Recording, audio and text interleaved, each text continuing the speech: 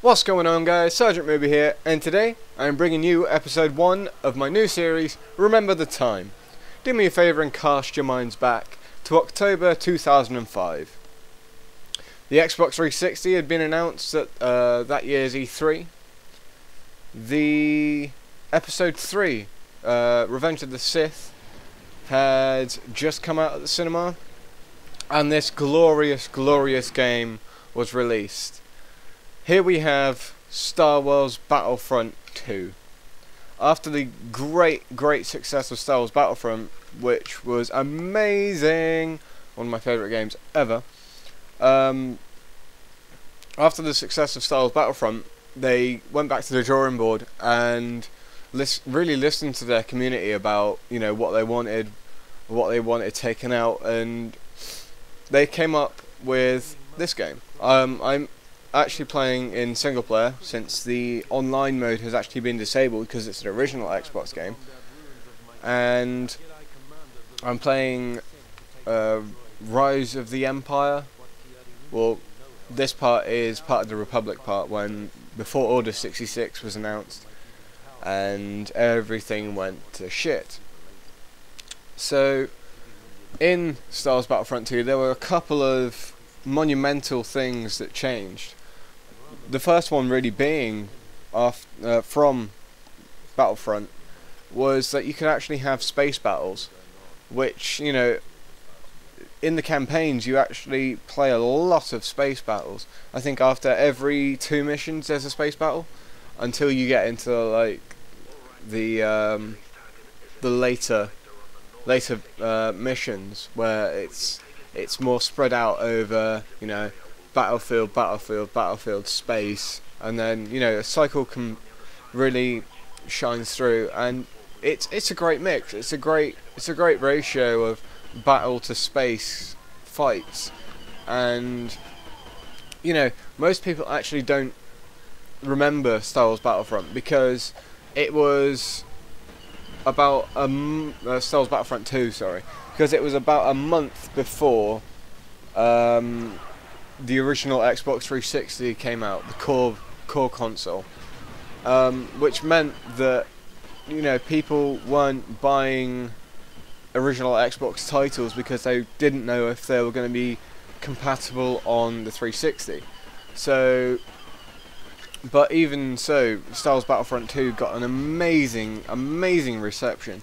So many products and so many discs bought, and probably then resold back to like GameStation or Game or whatever, because of the release of the 360 and people wanting to, you know, save money and use their original Xbox and the Xbox games as, you know, part exchange for the 360. Which, you know, I got into the 360 scene a little bit late. I actually bought I bought an original Xbox right before I bought my first 360, and, you know, my girlfriend at the time, I come home, I borrowed World at War off a mate of mine from college, and I come home, set it all up and everything.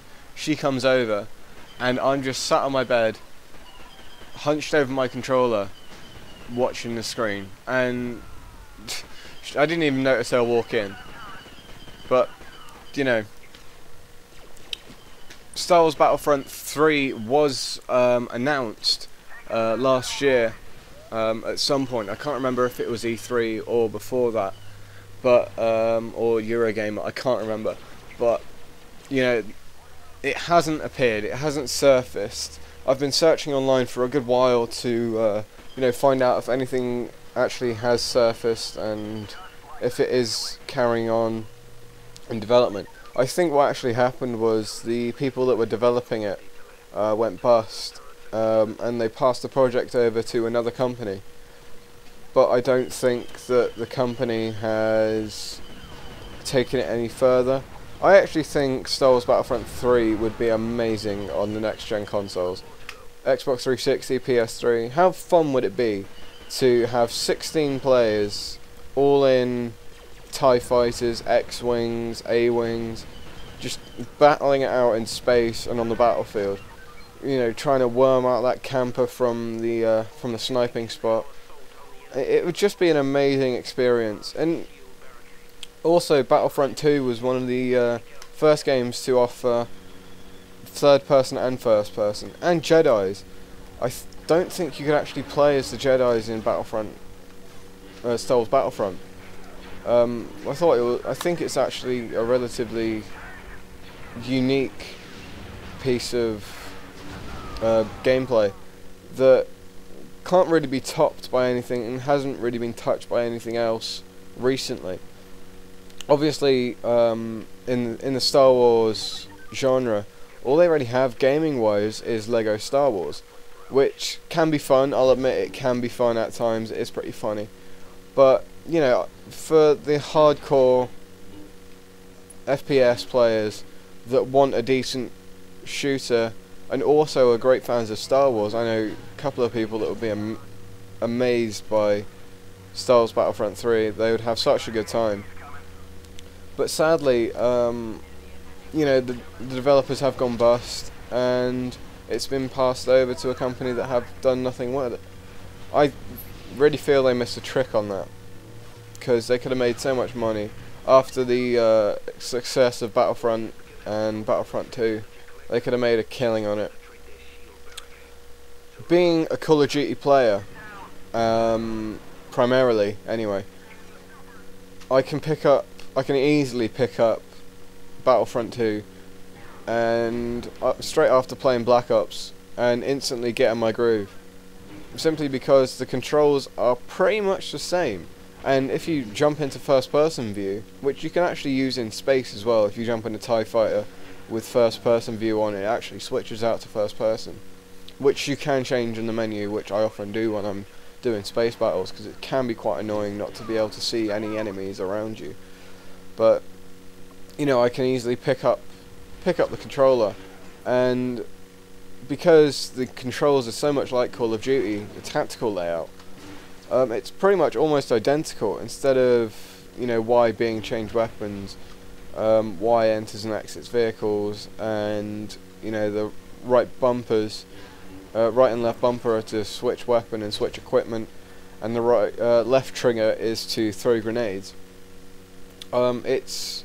It's a very simple system that I can easily get used to, and pretty much any Call of Duty player would easily get used to. I'm sure any first-person shooter player could simply pick up a controller, play Star Wars Battlefront, and by the end of the first game have it down, have all the controls down, and have the buttons mapped in their mind, and just be able to play it so easily. The missions can be kind of samey. I will say that about Battlefront 2. It can be kind of samey, the missions, but you get a huge array of classes that you can actually fight with, and people that you can actually kill. This one's almost over. I just got to run this holodisc back to the dropship, stop off on the way to kill a couple of droidicas and some super battle droids that, you know, it's all good. I think I've actually got a 9.80 KDR. Your KDR is completely tracked throughout the game, so I think I got a 9.8, which is pretty good. Thanks very much for watching, guys. I've been Sergeant Mooby. Leave a comment and a like rating if you liked it. You guys are legends. Take it easy, guys. Have a good one. Be sure to follow me on Twitter. That way you'll get all the latest from me, how many videos I've uploaded, what I had for breakfast, and how much of a hangover I had last Saturday night.